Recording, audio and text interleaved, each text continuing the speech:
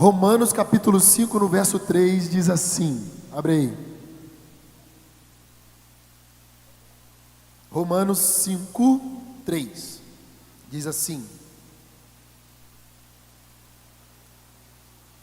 e não somente isso, mas também nos gloriamos nas tribulações, sabendo que a tribulação produz a paciência, e a paciência a experiência, e a experiência a esperança, e a esperança não traz confusão, porquanto o amor de Deus está derramado em nossos corações pelo Espírito Santo que nos foi dado.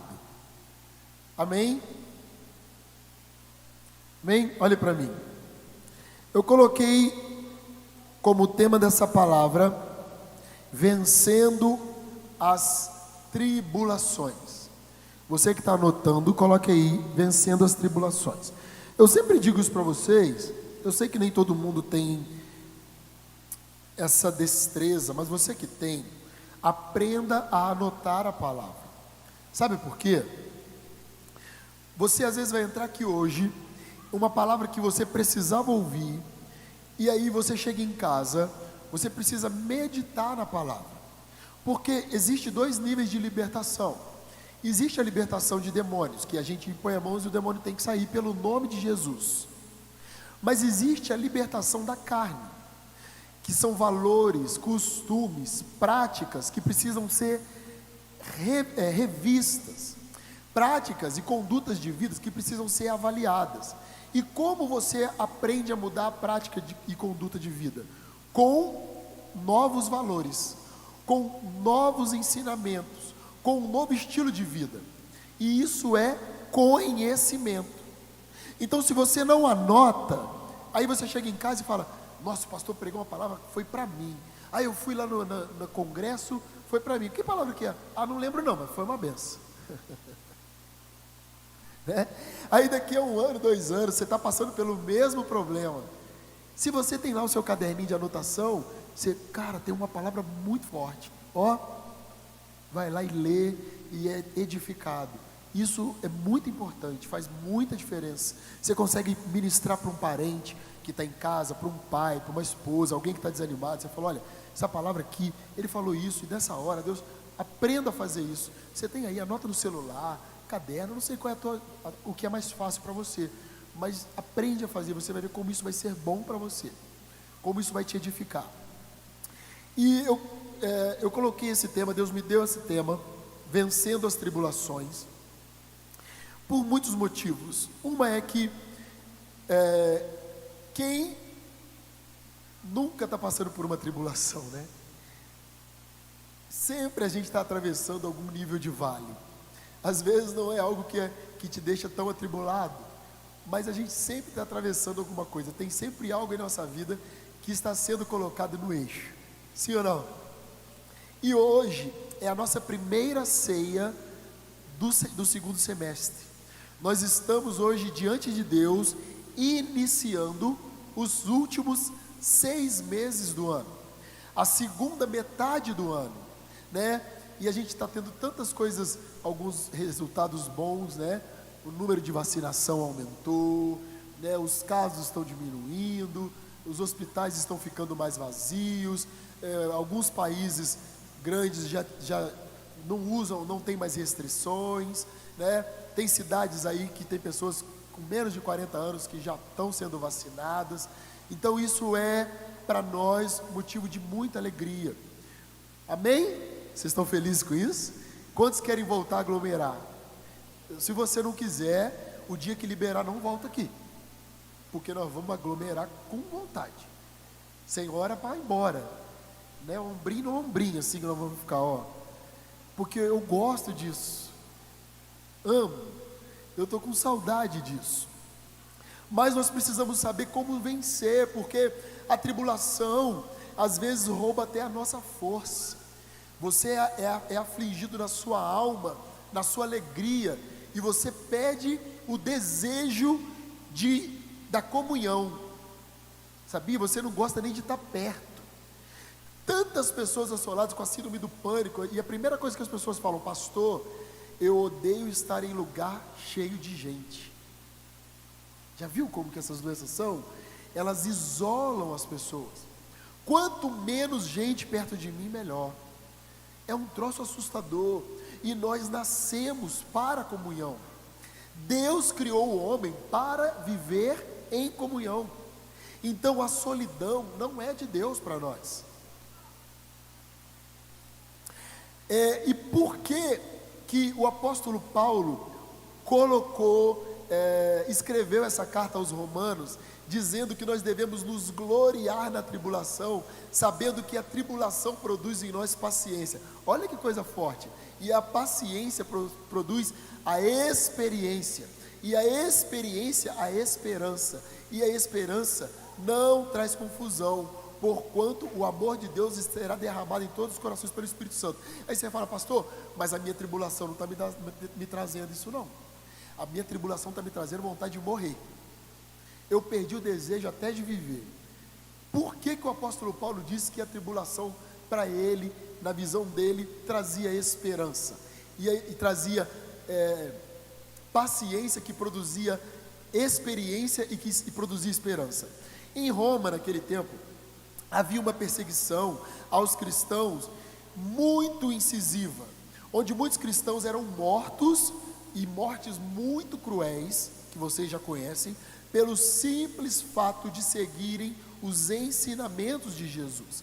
Então, o apóstolo Paulo fala que a tribulação produziria neles experiência, glória e esperança, porque ele estava se direcionando para homens e mulheres que já haviam entregado a vida para Jesus, que já tinham Jesus como Senhor, e o nível de tribulação deles era pela perseguição por causa do Evangelho.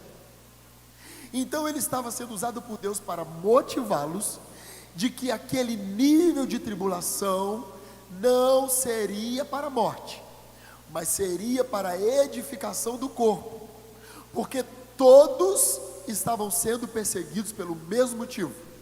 Então isso traria sobre eles unidade, maturidade, a glória de Deus, porque Deus tem prazer na unidade. Então a unidade, como diz o Salmo 133, é como o óleo que escorre pela barba do profeta.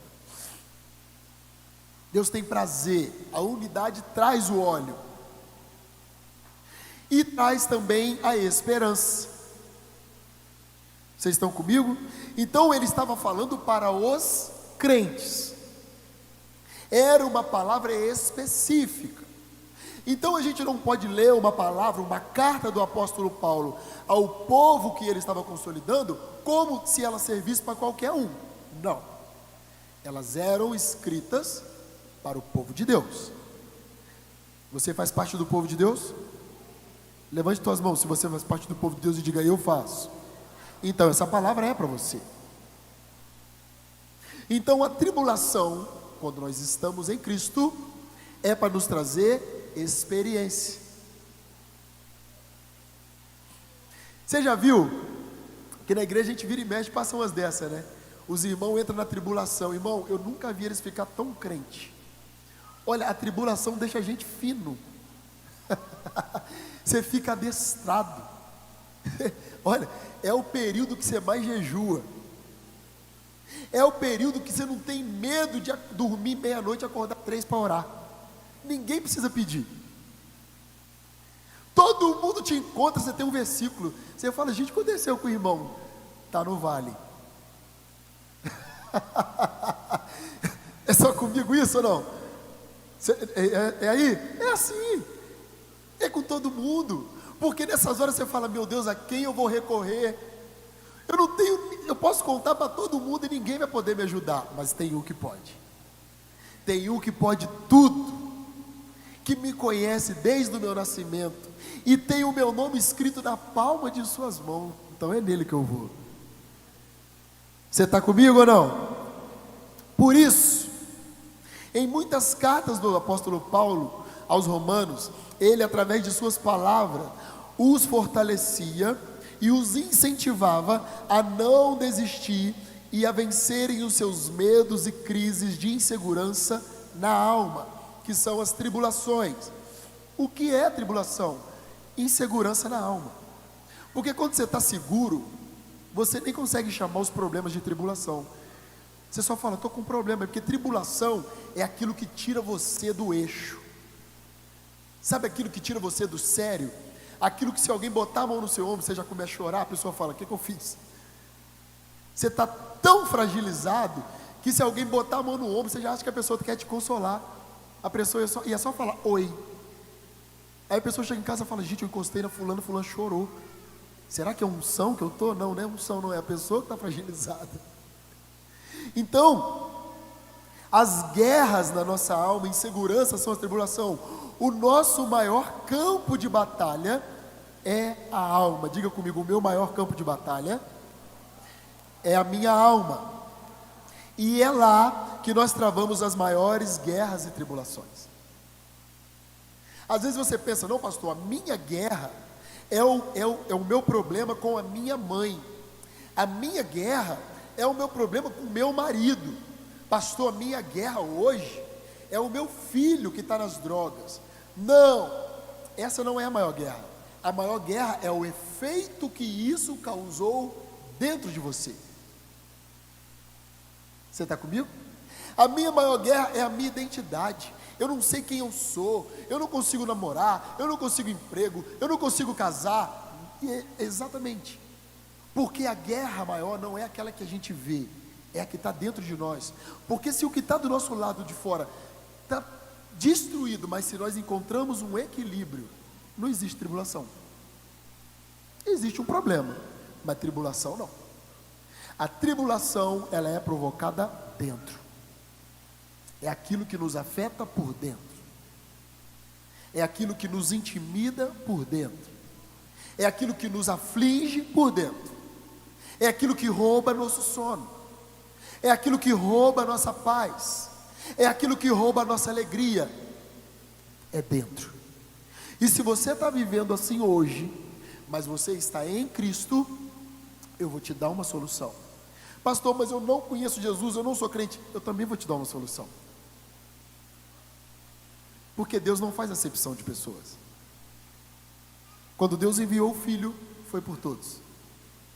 Para que todos que creem não pereçam, antes tenham vida eterna. Você está comigo? Dê um aplauso a Jesus por isso.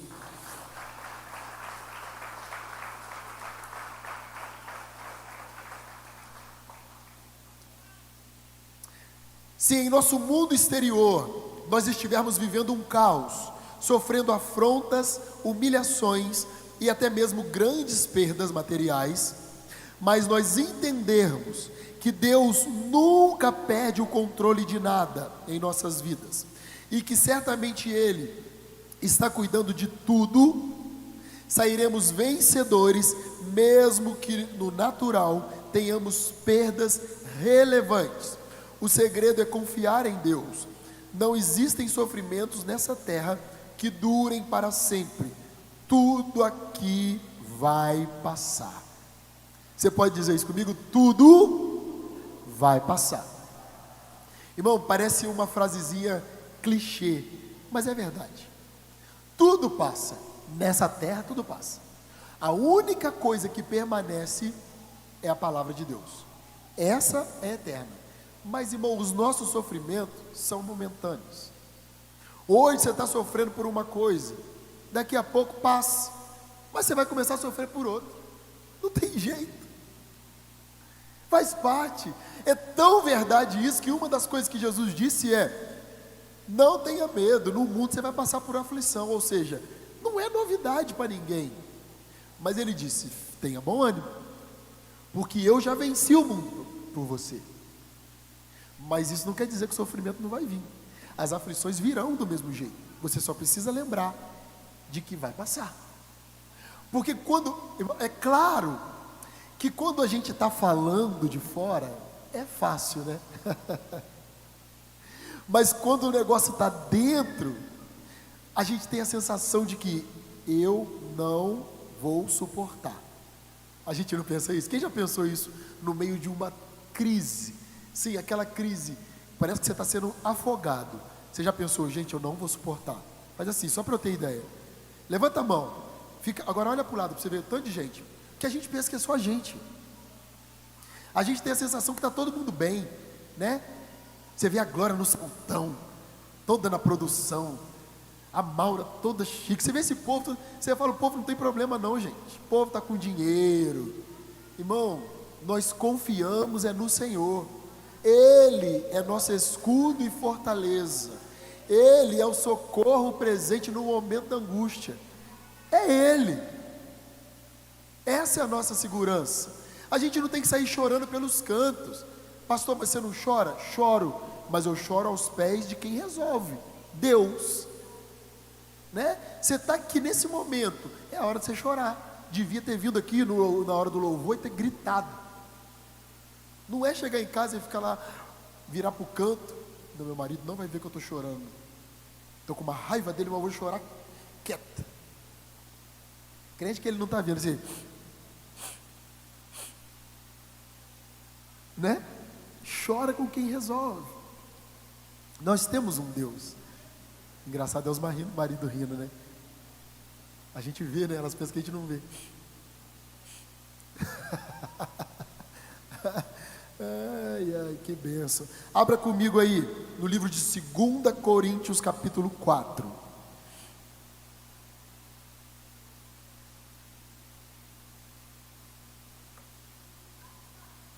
Segunda carta aos Coríntios capítulo 4, no verso 16. Olha o que o apóstolo falou para a igreja de Coríntios. Olha que coisa linda. Olha bem. Por isso não desfalecemos, mas ainda que o nosso homem exterior se corrompa, o interior, contudo, se renova de dia em dia, porque nossa leve e momentânea tribulação produz para nós um peso eterno de glória muito excelente, não atentando nós nas coisas que se veem, mas nas que não se veem, porque as que se veem são temporais, e as que não se veem são eternas. Aplauda Jesus. Irmão, então não interessa, estão te acusando, estão te blasfemando, estão te caluniando, às vezes estão falando até verdades, às vezes é até verdade, mas te exporam, humilharam diante de muitas pessoas. Irmão, vai passar. Não acha que é o fim. Grite ao Senhor Deus o socorro. Pegue lá o dia da sua crise, a palavra que você anotou, e fala: Deus tem uma palavra para mim.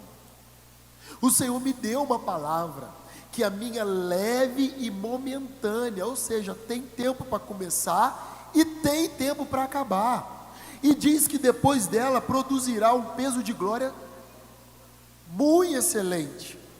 Então, meu Deus, faz essa verdade acontecer dentro de mim. Tira esse peso, tira essa tristeza, tira essa angústia, remove todo sentimento de morte. Existe uma palavra para você. Deus separou uma palavra para você, de renovo, de fortalecimento. Ele não disse que você não sofreria, mas Ele disse que ela teria prazo de validade.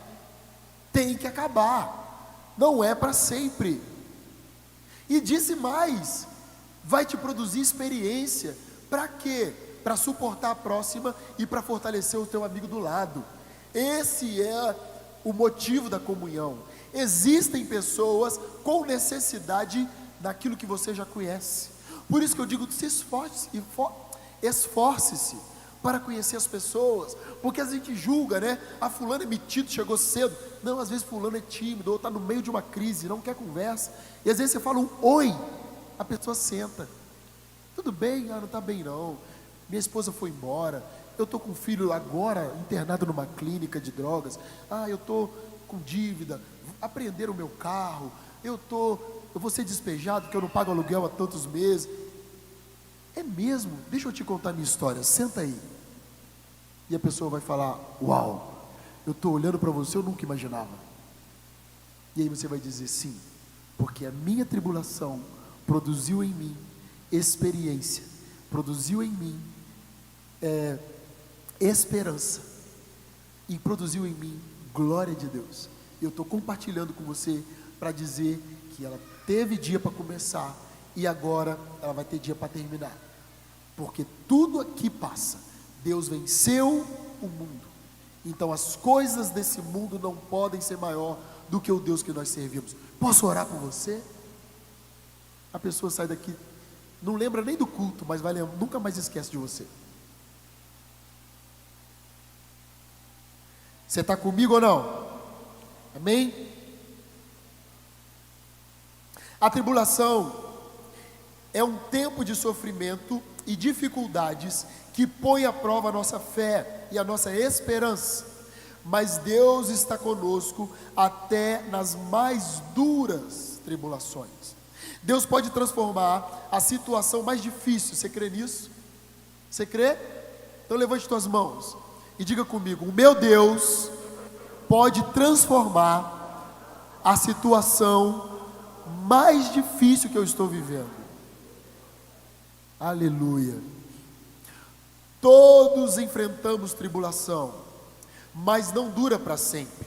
Se confiarmos em Deus até o fim, Ele trará vitória e consolo. Abra comigo em João capítulo 16. Abre aí.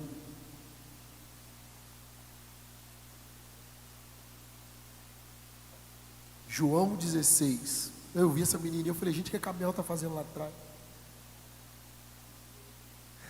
Bonitinha que ela está, cresceu, né? João 16, no verso 33. Abriu aí? João 16, 33. Diz assim: tenho-vos dito isso para que em mim tenhais paz. No mundo tereis aflições, mas tende bom ânimo, eu venci o mundo. Pode aplaudir Jesus por isso? É maravilhoso. Irmão, deixa eu te dizer o quanto isso é maravilhoso, porque tira o peso de nós. Sabe esses livros de autoajuda, esse povo que fica pregando coach? Você pode, você é forte, olha no espelho, estufa o peito e repita não sei quantas vezes: eu posso, eu posso. Irmão, isso é um desespero que você fica repetindo todo dia, e a hora que você sai do espelho você fala: não posso nada. Agora Deus fala, olha que coisa linda, Deus fala: para que em mim, ou Ele disse, tira tudo de você e deposita nele. Aí não tem erro, não precisa olhar no espelho, não precisa botar a mão, não precisa repetir frase nenhuma, é só dizer: Senhor, o Senhor tomou sobre si as minhas dores, então, meu Deus, resolva meu problema que eu não estou dando conta.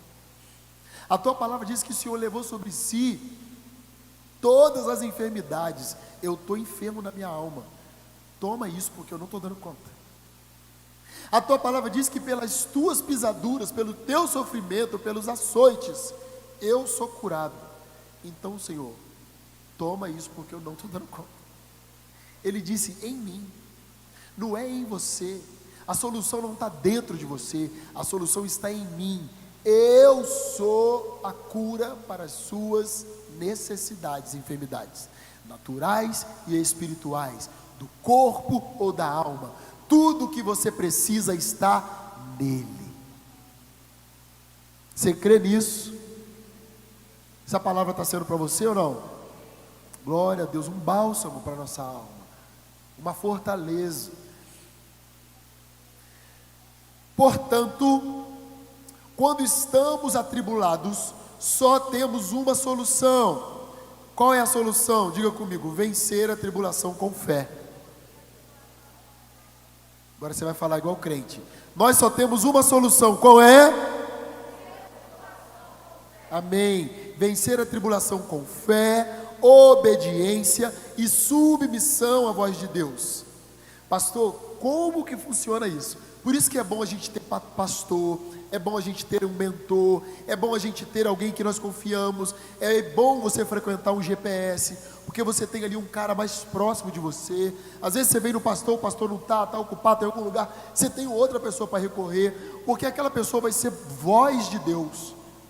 Voz de Deus. Você vai falar: olha, eu não sei o que fazer. A pessoa fala: olha, faça isso, isso, isso.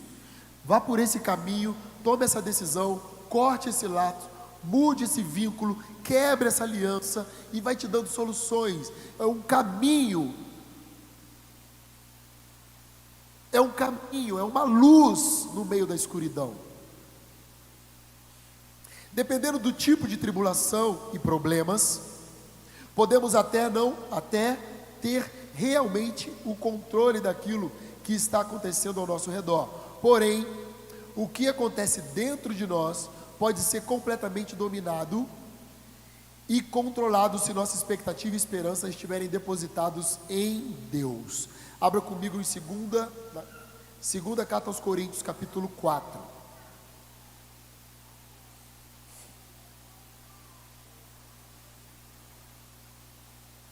É o que eu disse para você. Às vezes por fora você não tem como controlar. Eu ouço muito isso, e ouvia muito mais quando eu era pastor de jovens, né? Porque vai chegando numa idade, o que acontece, irmão? Você educa, você cria, você gera, trabalha no caráter, mas quando nós crescemos, nós somos indivíduos com identidade própria, amém? Então aí quando a pessoa chega, todo mundo já passou por isso, e quem não passou vai passar. Quando você chega na sua idade lá dos seus 20 e pouco, né? Hoje tem uma geração que não cresce nunca, né? Pelo amor de Deus, aqui no local 7 você vai ter que crescer. Mas esse povo que tem 20 anos agora tem um tal aí que fica criança para sempre. Eu não sei, você já viu isso na internet, gente? Não vê mesmo não. Eu vou te falar, não sei onde vai parar, mas tudo bem. Tem um troço aí, vocês viram? Quem viu isso?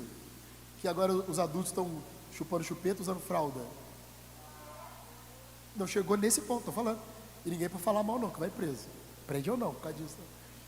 Mas é assim, agora criaram esse novo troço aí. Eu sou uma criança no corpo de adulto. Ai, Jesus, tem misericórdia. Mas vamos lá. Criaram isso aí, daqui a pouco vocês vão ouvir esse absurdo.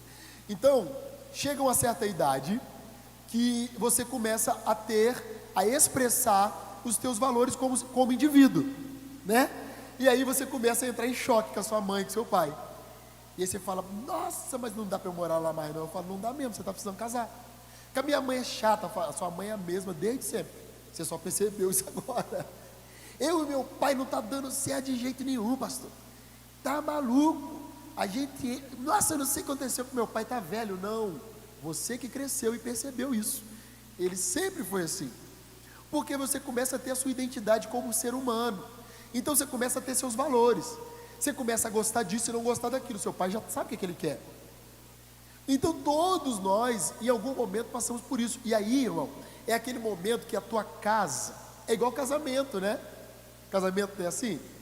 Você namora, é maravilhoso. Ah, mas é cheiroso, é maravilhoso. Ah, mas é delicioso. Ah, mas é... Cada um vai para sua casa.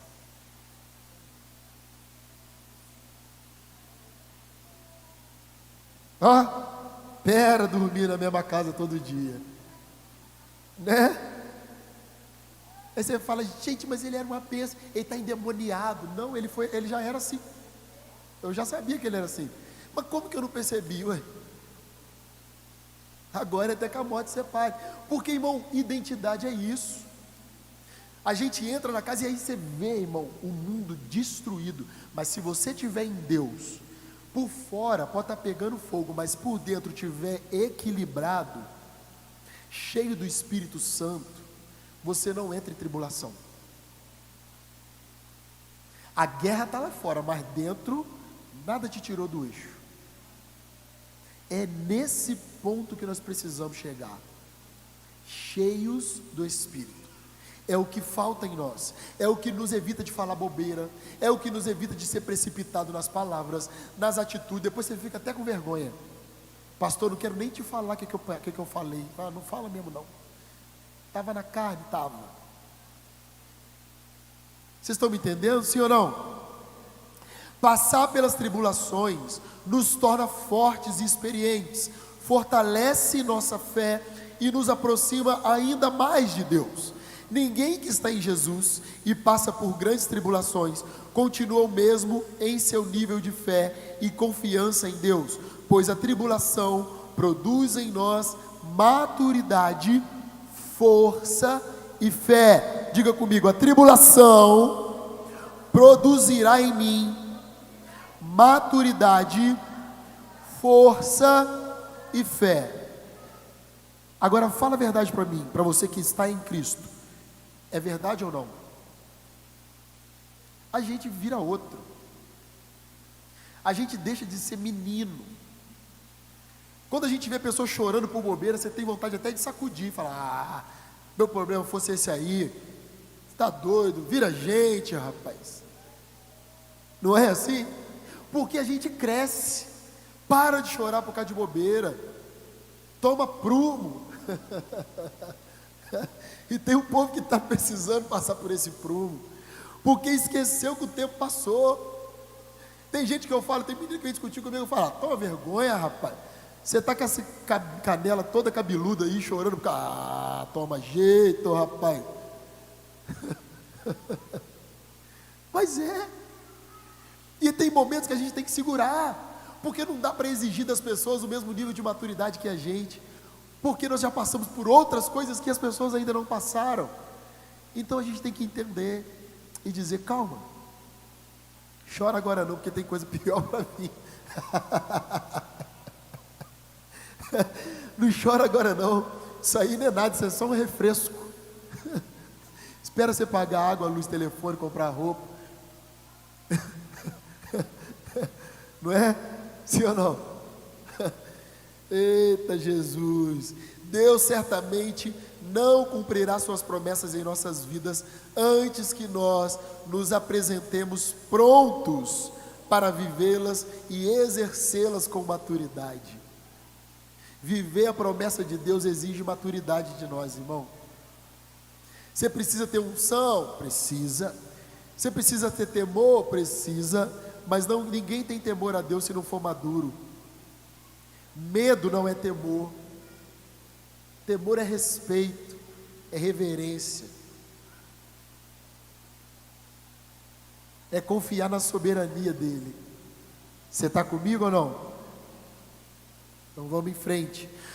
Nossa missão, nossa principal missão, antes de viver as promessas daquilo que Deus tem para nós, é ser provado por Deus e também ser aprovado por Ele em tudo.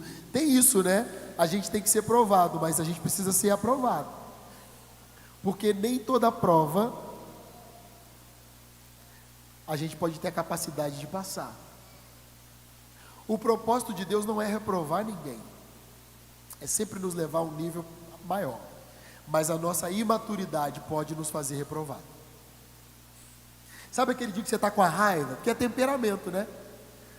É temperamento. O sanguíneo, o colérico, quando ele está com raiva, ele não quer ouvir ninguém.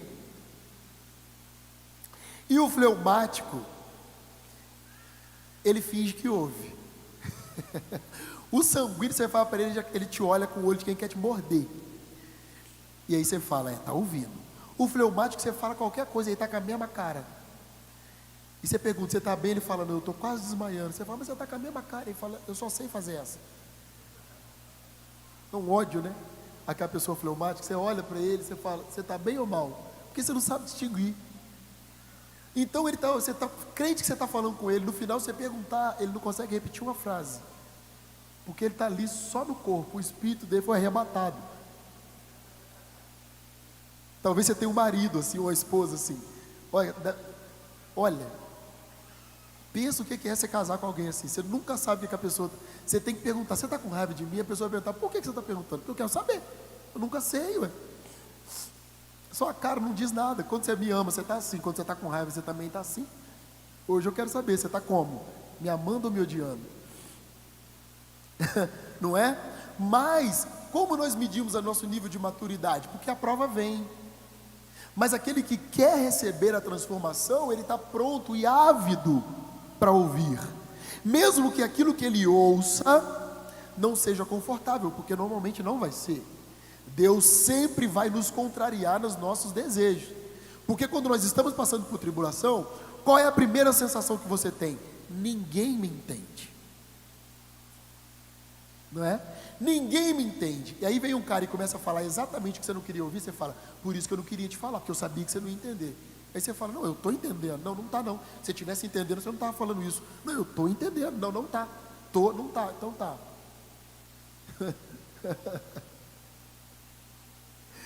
Oh meu Deus, essas palavras é engraçado, que a hora que acaba vem um monte de gente. Pastor, foi para mim.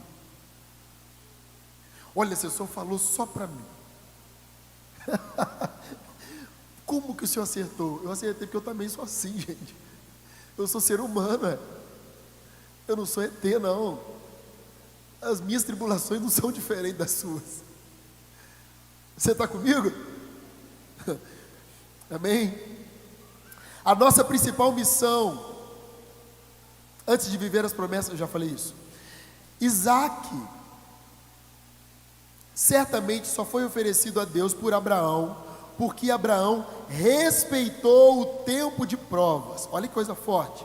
Passou vitorioso por todas, e nesse tempo percebeu que sua obediência e submissão sempre lhe traziam vitórias. Olha bem, lembrando que antes de Deus pedir Isaac a Abraão, ele já havia pedido Ló e também Ismael, e Abraão nunca resistiu em obedecer, muito pelo contrário, sempre esteve pronto. Então a gente fala muito de Isaac, né? Mas quando Deus pediu Ló, foi a mesma dor, irmão.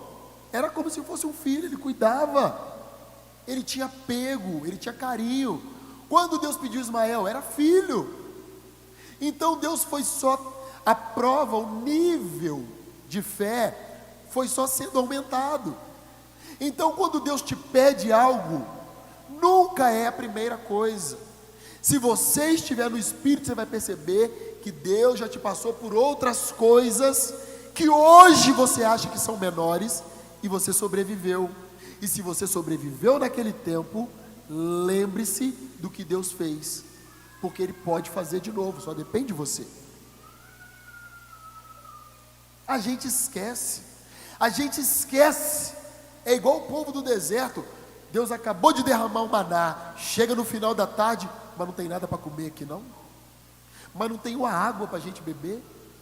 Lembre-se do que Deus fez, traga à tua memória aquilo que te dá esperança. Quantas vezes Deus já se moveu a teu favor? E como que você tem a coragem de abrir a boca e dizer que nada está acontecendo? Converte, irmão. Larga de ser egoísta, larga de ser mimado, larga de ser melodramático. Você vai trabalhar numa novela mexicana, Jaqueline e Cláudia, para de drama.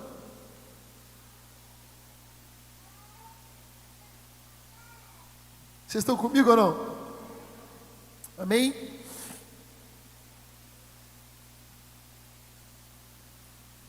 Quando vencemos as provas e o tempo de tribulação, conquistamos a autoridade em Deus para recebermos o cumprimento das promessas sobre as nossas vidas. As dificuldades e as tribulações que vivemos e não são fruto do pecado ou da desobediência, nunca foram para trazer vergonha ou exposição, mas para confrontar nossas fraquezas e nos fazerem mais fortes que éramos antes, e nos aproximar ainda mais do coração de Deus. Eu vou ler de novo para você entender, presta atenção aqui em mim. As tribulações que vivemos e não são fruto de pecado ou desobediência, nunca foram para nos trazer vergonha ou exposição, mas para confrontar nossas fraquezas e nos fazerem mais fortes que éramos antes, e nos aproximar ainda mais do coração de Deus. Eu coloquei aqui, terminando já, tá? Que existem 2 níveis de tribulação. Anote aí, 2 níveis de tribulação.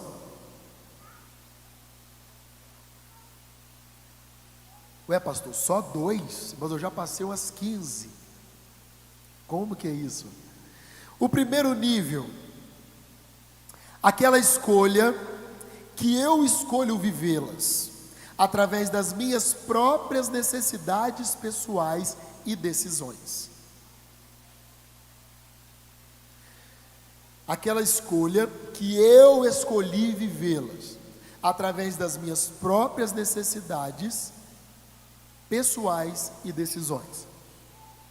São decisões tomadas por nós, sem que Deus seja consultado, e estão baseadas em nossas cobiças pessoais da nossa carne. Trazem dor, vergonha, exposição e o pior, Deus não está nelas com você. Uau! Pastor, eu ainda não entendi. Vou te explicar. Abra comigo no livro de Juízes, capítulo 16. Vou te explicar. Juízes 16, no verso 25. Esse tipo de tribulação são tribulações decididas na carne, irmão. Resumindo, tribulações decididas na carne, necessidades na carne, necessidades da sua alma. Não é o que Deus tinha, mas é o que você quis. Entende isso? Não é o que Deus tinha para você, mas é o que você quis fazer. Deus não está nelas contigo. Pastor, como eu consigo reverter? Clamor e arrependimento. Não tem outro jeito. Juízes 16, no verso 25, diz assim: E sucedeu que, alegrando-se-lhes o coração, disseram: Chamai a Sansão, para que brinque diante de nós. E chamaram a Sansão do cárcere, e brincou diante deles, e fizeram-no estar de pé entre as colunas. No verso 26, então disse Sansão ao moço que o tinha pela mão: Guia-me para que apalpe as colunas em que sustém a casa, para que me encoste a elas. Ora, estava a casa cheia de homens e mulheres, e também ali estavam todos os príncipes dos filisteus. E sobre o telhado havia alguns 3.000 homens e mulheres, que estavam vendo brincar Sansão. Então Sansão clamou ao Senhor e disse: Senhor Jeová, peço-te que te lembres de mim, e esforça-me agora, só essa vez, ó Deus, para que de uma vez me vingue dos filisteus pelos meus 2 olhos. Olha para mim, eu vou te explicar. O que estava acontecendo com Sansão? A pior tribulação de toda a vida dele. Deus havia o abandonado, e por causa disso ele tinha perdido as forças, e por causa disso ele tinha sido capturado pelo exército filisteus, e por causa disso ele tinha virado bobo da corte. Quando nós lemos ali que o exército falou: chame Sansão para brincar, eles tinham furado os olhos, raspado a cabeça, deixado ele seminu no meio de um ringue, e ele ficava lá perdido, porque ele tinha a simbologia de Sansão, era de um homem poderoso que matava todo mundo. Então ter Sansão como chacota era o maior troféu, era melhor Sansão daquele jeito do que morto.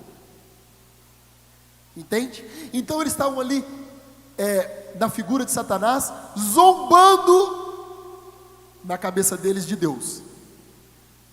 Olha lá o fortão, e Sansão sem rumo, a maior tribulação, não tinha solução. Ele havia nascido por um propósito que ele não conseguiu cumprir. Qual era o propósito de Sansão no nascimento? Havia uma geração subordinada ao reinado filisteu.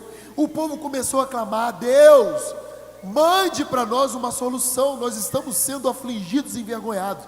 Deus gerou Sansão para que Sansão começasse um processo que terminaria em Davi. Qual era o processo? A eliminação dos inimigos de Deus, de um povo. E ele não conseguiu realizar porque ele viveu a vida inteira fazendo o que ele queria, não o que Deus mandou.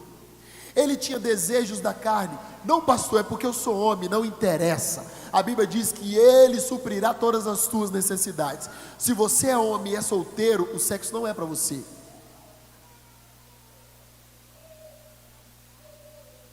E se eu sou casado? É só para sua esposa.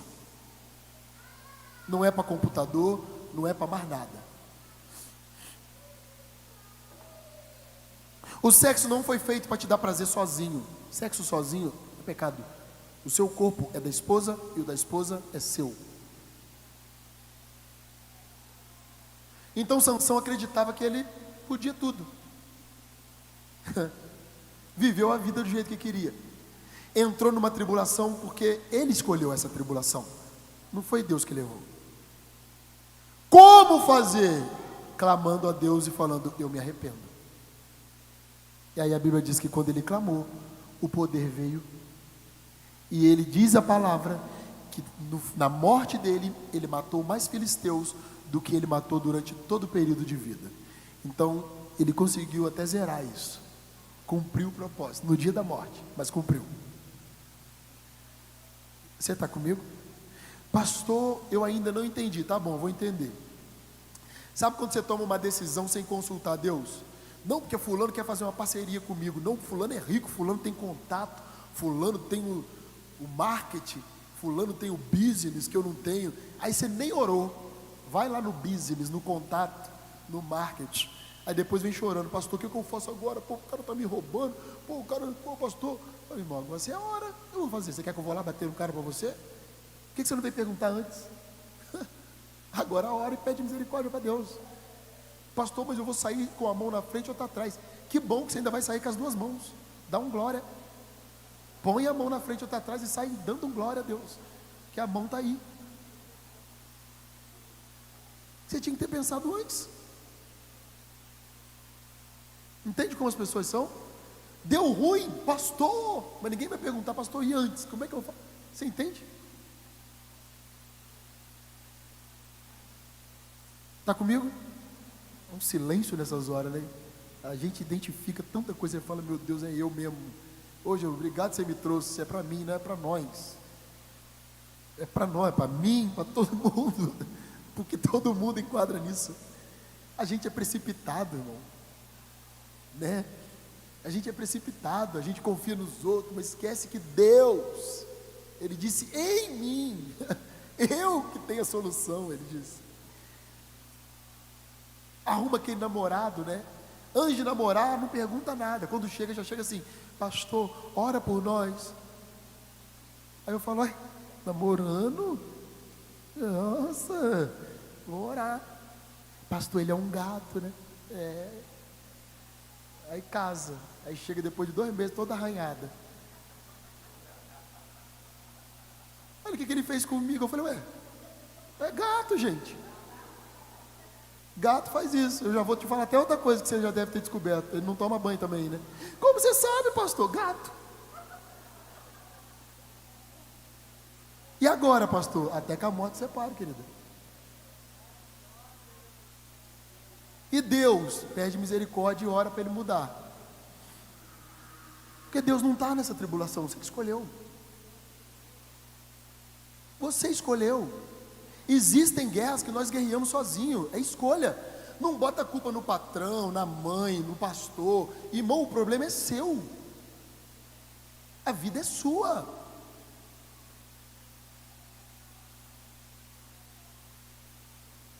E a igreja agora que eu quero ver a igreja vai me ajudar? Ué, você perguntou antes para a igreja, foi a igreja que mandou você fazer isso? Eu não entendo as pessoas.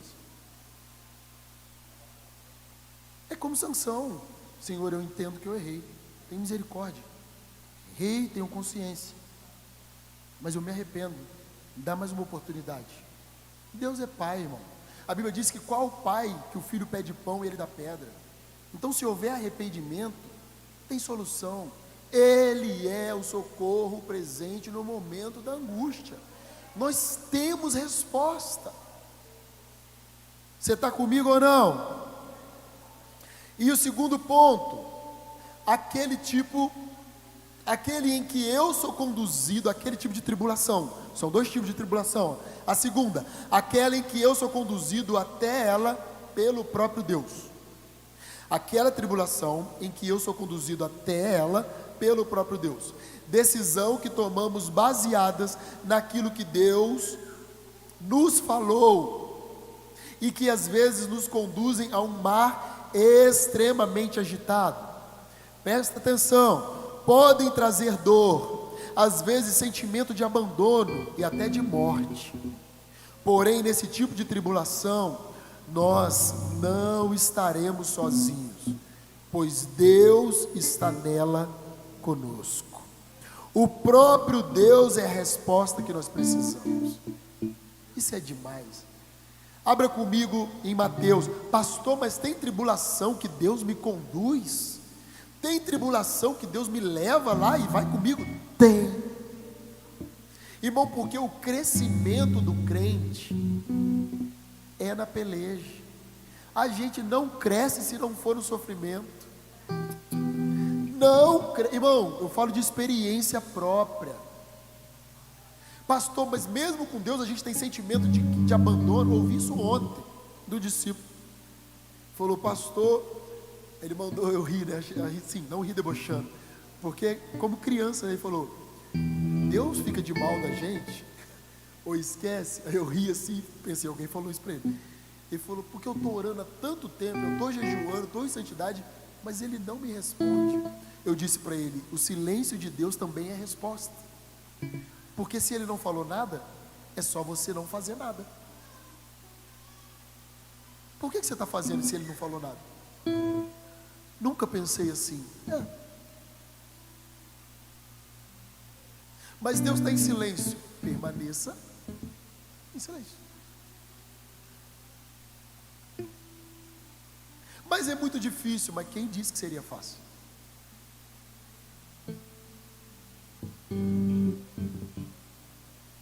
Deus está falando com você aí.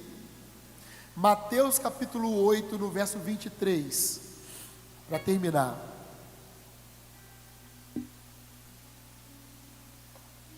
Mateus 8, 23 diz assim: entrando ele no barco, quem é ele? Diga comigo, Jesus. Entrando ele no barco, seus discípulos o seguiram, ou seja, Jesus os conduziu ao barco.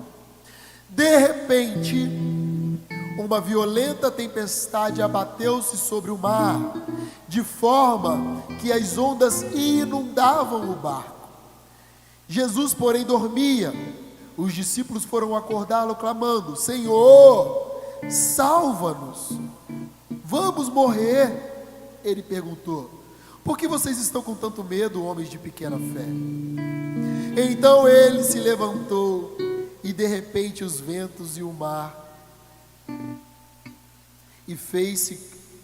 e repreendeu os ventos e o mar, e fez-se completa bonança. Os homens ficaram perplexos e perguntaram: quem é este que até os ventos e o mar lhe obedecem? Quem é esse? Quem é esse que dá ordem para o problema e ele passa?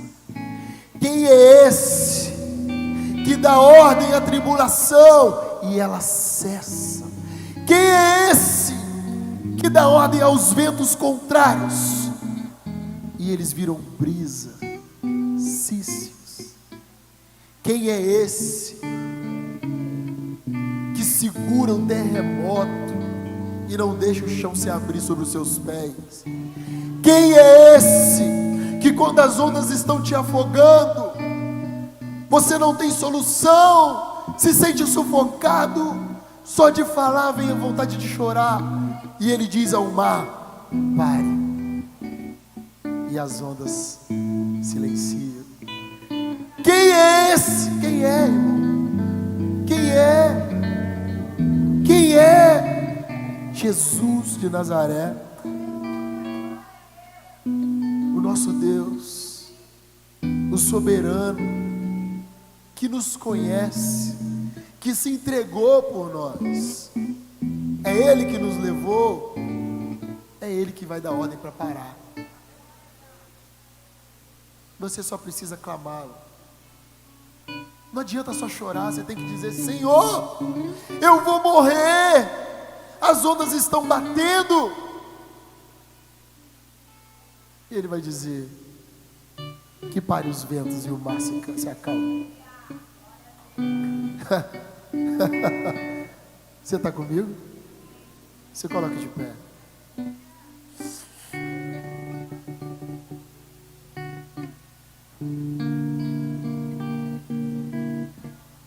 Existe solução para o teu problema. Eu não sei se a tua tribulação advém de escolhas indevidas. Eu não sei se você tomou decisões precipitadas, alianças sem que Deus mandasse. Mas o que eu sei é que tem solução. Tem resposta para você. Jesus está aqui. A hora é essa. Se tem um lugar para você chorar, é esse. É o lugar da comunhão, porque Deus habita aqui.